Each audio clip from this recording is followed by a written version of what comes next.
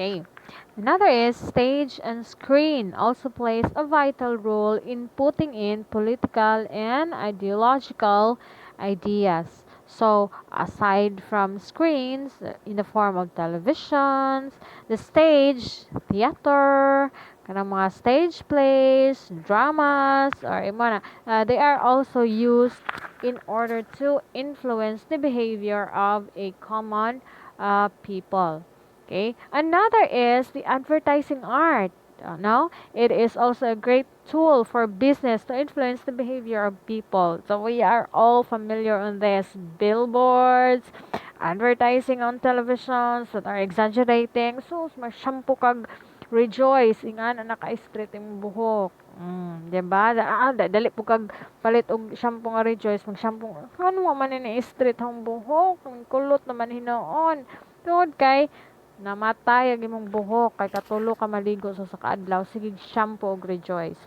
So ang you were changed, ang imong behavior ba na change instead kay sa una kay kausar ka maligo sa kaadlaw, but because nakakita ka sa advertisement sa TV ni Kim Chu nga laban lami ang buhok na nag-shampoo sa rejoice pinas Kim Chu basta kay mo na nag-shampoo sa rejoice, so ang imong behavior po the change, ay mag-shampoo lang ko rejoice da mag-shampoo kog maligo ko katulo ka adlaw kay aron mo straight to the grabe din mo toskig ni hang buhok. What happened? So namatay ang imong buhok kasi kang naga-shampoo, di ba? So advertising art is a great tool for business men like you, Pohon, you can use in order to influence the behavior of people. So you can even use the advertising art in order to capture investors. Pohon, ug na may mga businesses, big businesses. So pwede ka adyo. You can use advertising art. Advertise mo imong kampanya nga mao na ingani ka nindot, ingani ka lami, ingani ka mga gwapa-gwapo ang mga empleyado, so ganahan ka mo sud everyday, so mao na siya. Okay? And another is religion has especially capitalized on arts to spread belief and reinforce and sustain faith. Okay? So ingon siya, ang religion kano mura jud gihimo nilang fundamental ang arts in order to spread belief and reinforce and sustain the faith of people. Do you believe so? Tomo de. Yes, of course that is true. The religion has depended so much on art in order to influence the behavior of the people. So, an example of arts that are used by religions are those kanang mga stained glass on churches, 'di ba? Have you seen stained glass on churches? No? Familiar mo ano? So, for centuries, stained glass windows, frescoes, kailan mo frescoes? Oh, kanang kanang mga drawing sa igbaw sa simbahan kanang sa ilang ceiling, mga statwa, no, lihiro na ba kadto mo kanang kapit-kapit sa statwa la panguros dajon kay mao lagi na kaluyan kuno ta sa Ginoo. See? So that is paintings pod, usa pod ang paintings, no? For centuries, stained glass windows, frescoes, mga statues, paintings in Christian churches have served as the catechism. When we say catechism, unsa na catechism? Naghatag og educational purposes for people who cannot or who do not know how to read. So there are people nga di ka mubasa, di ka mubasa Bible, di ka mubasa og kanang daily daily kanang daily breads naman sige di ka mubasa, no? So another way of sustaining their faith is through arts. So kung kanon na sila makakita dihang mga stained glass with Mama Mary, the Jesus Christ, and all the saints, so mo na ma-reinforce ang ilang feeling, ma-change ang ilang behavior. Instead nga parong na sila mahimong kanang atheist kay wa na Ginoo, ingon na sila dapat makakita sila hala na ang gud ay Ginoo na si Jesus Christ gikugos ni Mama Mary and all the saints. So, 'di ba? So, ma-reinforce or ma-change na lang behavior because of that particular piece of art. Kung tanaw ka diha sa simbahan, naay ka nang kuan nga na mga angels, na mga saints, na but there are a lot of paintings, frescoes that represent the belief and faith in religion, that which are used in order to change the behavior or influence the behavior of the community. Okay? Okay, so this form of arts or art forms that are used in order to sustain the faith of people goes to a process. Number one is they interpret theological or spiritual matters. So, kung mutanaw ka sa mga frescoes, mga stained glass windows, so these particular piece of arts were able to interpret the theological or spiritual matters. Tara ka, si Mama Mary man ni, si Jesus Christ, andiyan si Saint Kuan, the healer of Treva, si Saint Mauni, the giver of Mona. So, usay kinsay ampuan nimo if you want your wishes to come true na ay particular saint. Sumo na sa ang nagahatag these art forms mo kag Saint Luke 4. Mo ni nam sa ay particular nga na, di ba? No, I'm sorry, I'm not really familiar with this religious kanang connaissance kay di kaayo ko mana.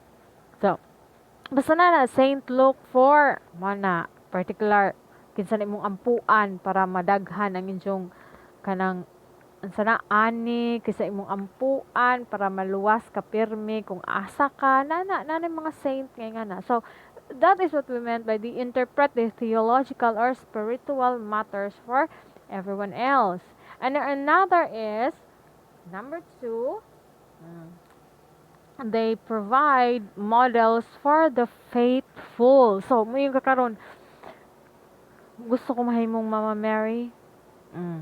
Gusto ko nga mahimong ligdong para pwede ko himuon nga kanang pamaagi sa Ginoo in order to save the earth. Kay basang pada sa lain na pud nga anak ni Jah in order to save the earth. So, mo na siya mutan-aw ra ka sa stained glass window with Mama Mary, moingon na ka gusto ko bisag ug di man gani ko Mama Mary, at least na ako'y qualities of Mama Mary present to me. So you will start to change your lifestyle, di ba? So all in all, it gives you or it provides you models for the faithful. Sumin ka gusto ko mahimong saint, tan-awa to si kanang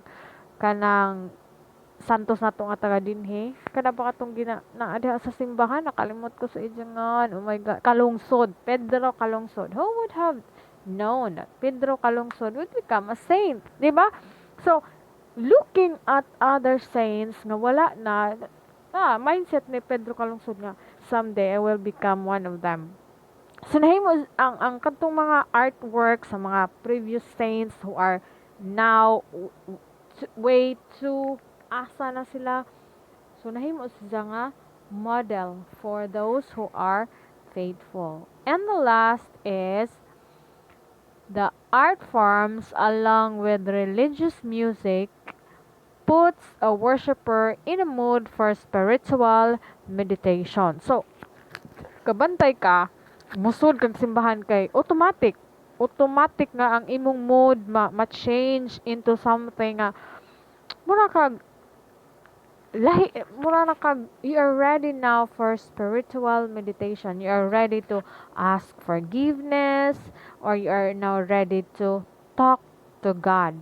Ma-change ang imong aura, ma-change ang imong mood tungod ani nga mga artworks nga nagpalibot nimo and with the religious music, no, if there is any religious music, no, it will change your mood into something, no, mo na siya tumbot pasabot sa it was able to influence behavior. Okay. Okay, so let us review some concepts. Now, traditional arts in Africa are basically religious exercising a significant function in the rituals of each tribe. So, kanang mga traditional art in Africa are just basically religious exercising the significant function of ritual. So, ilarang gina-exercise ang ilang ritual, how important it is. Okay? Sometimes we normally associate art only with such noble function as enlightening us in our spiritual beliefs and elevating our moral character, and we tend to ignore the more practical concerns of art which directly touch our workday lives. So, ngani po ang mahitabo tungod aning social function, we tend to divert our attention into art as to art only serves as a noble function as enlightening our spiritual belief. Murag mahug ra pud tungod ani social function, no. Mahug ra pud nga murag gilimit nato ang atong pagtan-aw sa art nga ang art angay raman para raman as kuan kanang pag enlightened nato. Art is used for to enlighten our spiritual beliefs. So naay ubang tao, naay uban nga mo limit ana sa function sa art nga kutob ra diha, no, which is wrong kay di man jud na ang art, a piece of art is not just for spiritual awakening. Mabitaw nang natay personal physical function of art more than awakening of spiritual um, beliefs of a person. Daghan pa og uses ang art if you will just only be kanang sana open to its function. So usahay makalimtan nato nga every working day of our lives we are connected with arts or pieces of art. Bisan pag malibang ka, 'di ba?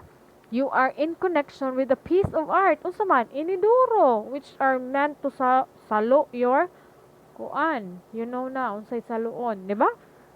So sometimes we tend to forget that. Kaya pag dili na tumatagaan og importansya ang everyday touching of art in our lives. Okay? Another is in mountain province traditions, no?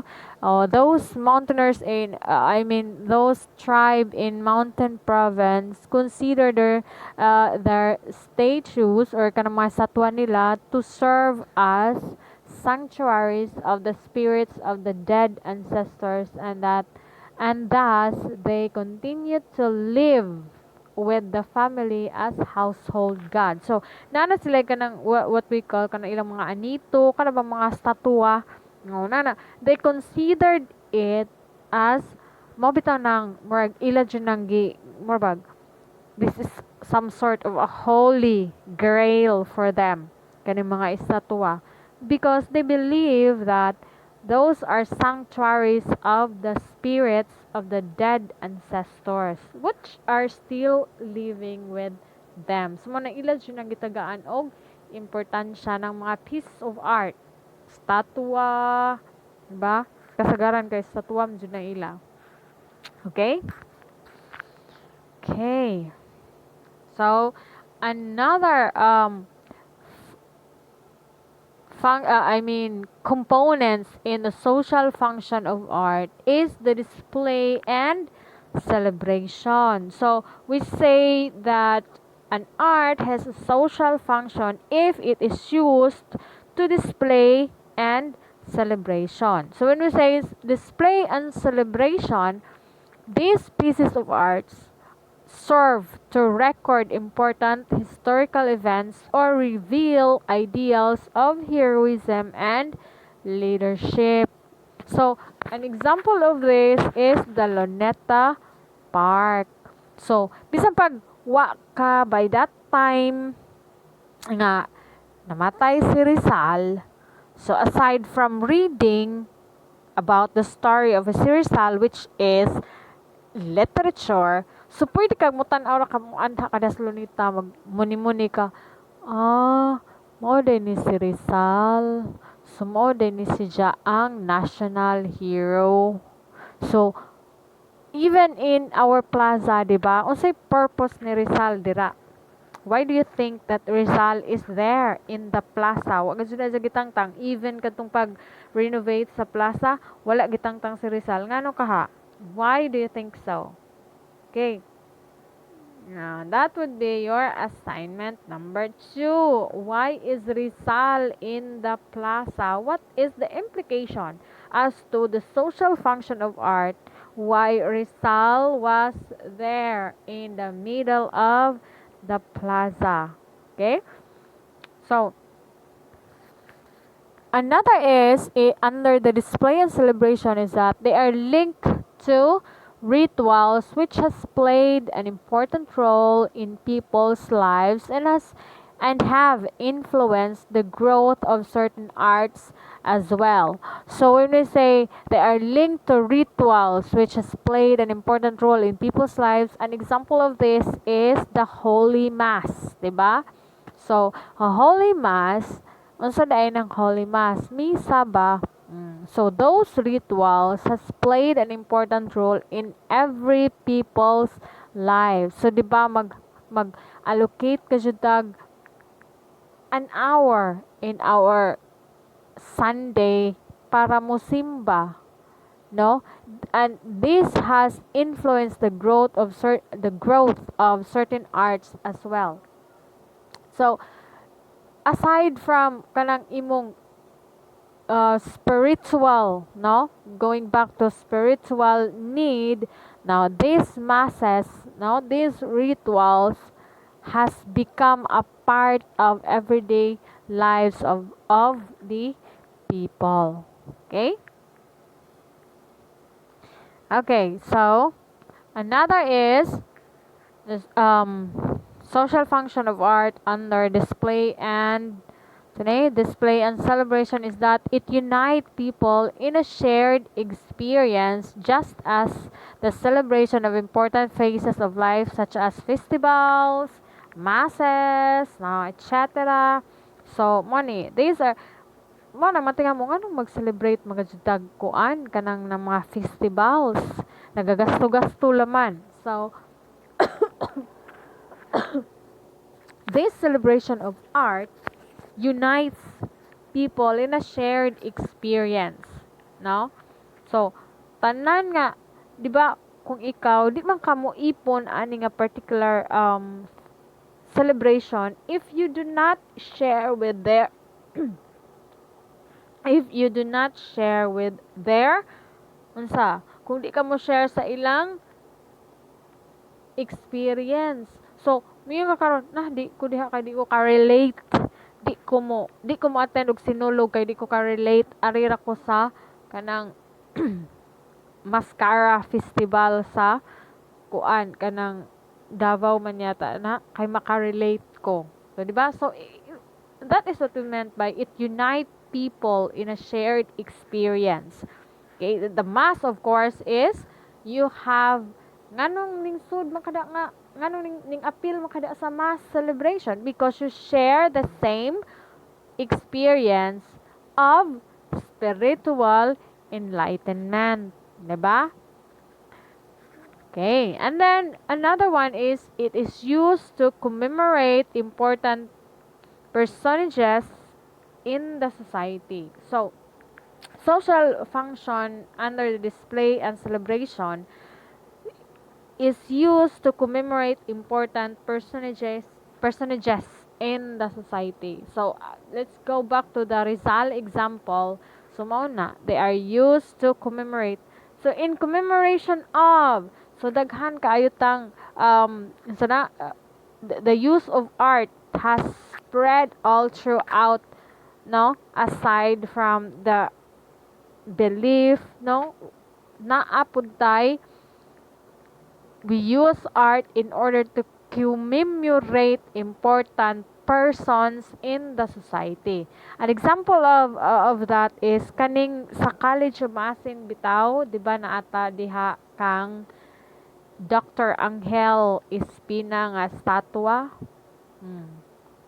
'Di ba? So, we use the statua in order to commemorate the late Dr. Angel, which is the founder of the College of Maasin. Okay? Okay, so here are examples of now a social function of art. Wala ko naghatag og daghan kaadyo nga example kay naa naman pud to sa uban nga slides. So so for kani, I shop therefore I am. No? And then this is the stained glass kani kani kadtong sa advertising art no? Kani I mean kare sa naunsa naman ni oy. Okay, so kani mao ni sa advertising art, and this is an example for those wa jud nakailaw kung sa stained glass mo na siya stained glass window. For this one wala siya nag dili si Mama Mary, but most stained glass windows are pictures of Christ and the Virgin Mother. Okay?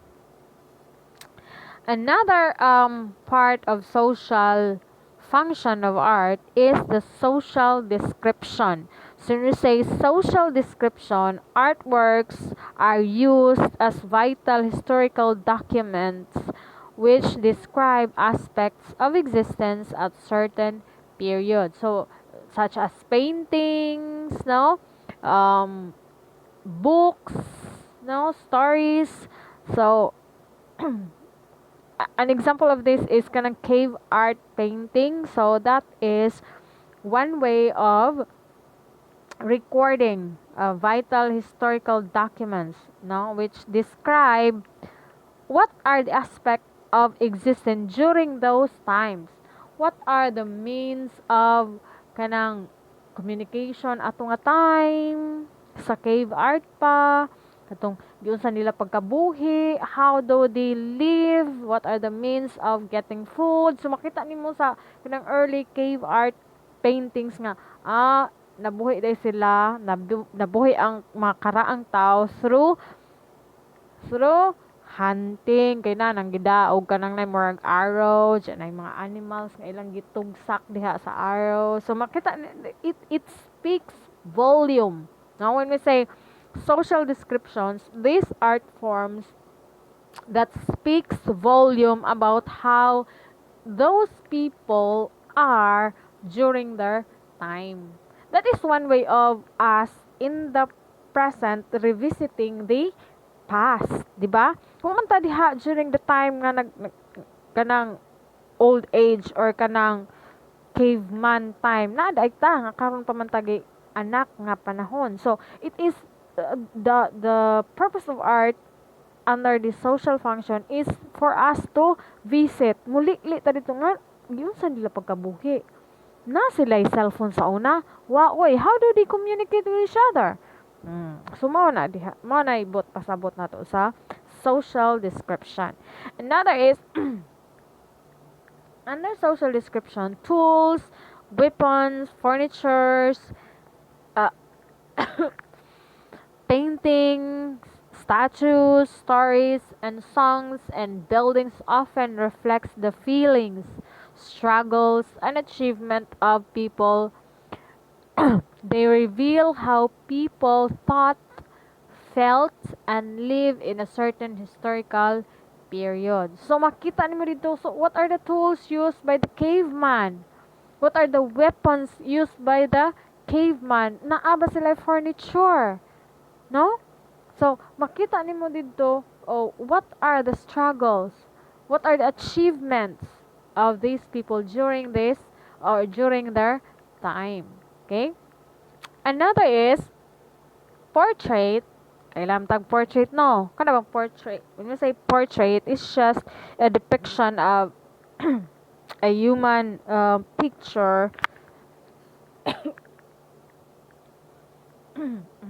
a human picture nga kutbrad ni sa kanang ngani abdomen o kanang half ra ba dili whole body. So portrait provide rich information about how a particular person or event was during the time the artwork is representing. Okay? Okay, so this is an example of a portrait. The title of this painting is Romana Carrillo by Justiniano Asuncion in 1875. So this, going back to the description nga, portrait provides a rich information about how a particular person or event was during the time of the artwork is representing. So makita nimo din sa painting. Ay, ay kay activity ba na. Sorry. Apit. Libre nung tatog answer. Di pa abtik og mata si ma'am. Okay. So, going back to the portrait provides a rich information about how a particular person or event was during the time the artwork is representing. Your activity number 3 is this. What does this portrait tells you with respect to the social description function? So what does this portrait of Romana Carrillo tells you about with respect to the social description function? Okay? Daghan mo activity no. Sagdi lawan. Dugay bitaw na madyo. Charot. Module na inig magkahimo na pud ko og module 2. Yahay. I mean 3. Yeah. Okay. So, kapit na mahuman. So, keynotes. Finally, art is sometimes used to assist us in maintaining ourselves as species. Work of arts makes a significant contribution in transmitting ideas, values, and attitude from one person to another person, from generation to generation. Work of arts or works of art are significant players in the evolution of culture since they contribute both to culture continuity and through innovations in forms and techniques to cultural change. So, art has become models of self-expression and communication. Commercial art. Now, are you familiar with commercial art? So, sometimes artists are commercially motivated if they deliberately cater to the taste of the collectors and buyers. The art now becomes a consideration of pleasing and satisfying the customer. So, when we say commercial art, those art pieces that are made by the artist upon the request of the buyer.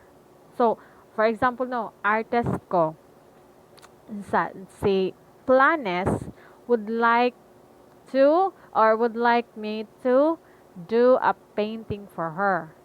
But we can say that my art is commercial or fall on commercial art when si Planes ang magbuot kung unsay ahong himuon. Diba? So, commercial art is not at all bad. Okay, of course, okay man na nga no nga ang buyer may magbuot. But it should be nga art for art's sake, the artist aim for personal expression and satisfaction mga jud. Truthfully, that is the aim for art. to express personal, to aim for personal expression and satisfaction. Now, it should be that the artist should create an art because ganahan siya mo express sa iyang personal opinions, feelings, emotions para masatisfy siya. So, kung mo yung kakaroon nga si Planes ang magbuot kung unsa ang ahong himuon, nawala na ang personal expression. Naman as nga gi-consider siya as commercial art. Although most of commercial arts are sold in the markets today, the artist's style still prevails and should not be fully influenced by the buyer or the client. So, in order to preserve the art for the art's sake, no? So, bisan pag si Planes ang magbuot, unsa akong himuon, unsay color dapat, no, my style as an artist should be retained. Kay og isa na lang punta na may pag ikaw na sige ikaw na lang mahimo kay ikaw may magbuot ikaw artist, 'di ba? So it should be a win-win situation. May istorya mas planes may planes man yung gusto kani nga na dapat na murag mga duwindi na mga ingani. Okay, so mo ana po ko nga sige pwede duwindi diha pero kinahanglang diring dapita lain na pod kamo na mana. So that ang outcome the outcome or the art piece should be nga mo cater sa needs and wants of the buyer, which is Planes, and which also retains my style as an artist as my personal expression and satisfaction. Okay? Sabtan? Okay, I hope so.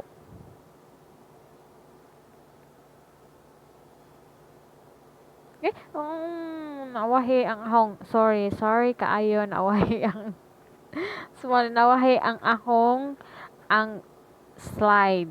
Sumuon ni ang katong explanation ho ganina. Sorry na.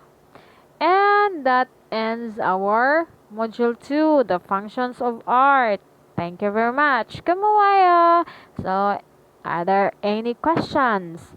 So, for questions, you can find me in our group chat or you can send me a private message and I will be delighted to answer your questions.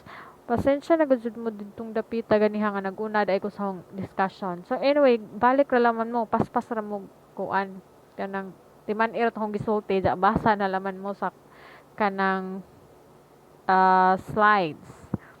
Ikaw pa na i-record go through. I'm so tired. Okay, so for your exercise, okay, try this. Design your ideal home. Draw its floor plans indicating various activity areas and make sure that your home design does not only meet the needs but also expresses the personality of its owner. So, sadyo na kayo ni. Okay, number 2. Look for an editorial cartoon of your choice. Now, interpret the comments it makes and how effective is it in its presentation. For assessment, answer this. What other functions of art do you know that are not discussed